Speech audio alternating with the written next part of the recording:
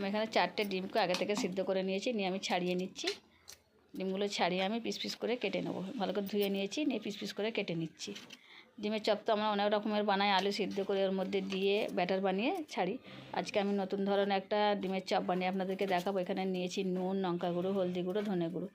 ডিমের উপরেও আমি একটু নুন, লঙ্কা গুঁড়ো, একটু হলদি গুঁড়ো ছড়িয়ে দিয়েছি। 2 চামচি নিয়েছি অ্যারারুট, 1 চামচি নিয়েছি বেসন।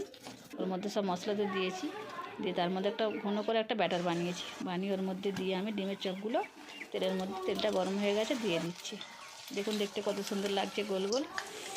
অবশ্যই বাড়িতে বানাবেন আর আমাকে কমেন্ট করে জানাবেন। যদি আমার ভিডিওটা ভালো লাগে অবশ্যই একটা সাবস্ক্রাইব করবেন, একটা লাইক করবেন প্লিজ, অবশ্যই একটা সাবস্ক্রাইব করবেন। কিন্তু খেতে খুব ভালো লাগবে, দেখবেন একদম মুচমুচে, খুব সুন্দর খেতে লাগছে। আলু ভাতটা দিলে যেরকম ধরো একটা নরম নরম ভাব থাকে, এই নরম নরম ভাবটা থাকবে না। আর বাচ্চারা খেয়ে খুব পছন্দ করেছে, আপনারাও পছন্দ করবেন অবশ্যই ভিডিওটা।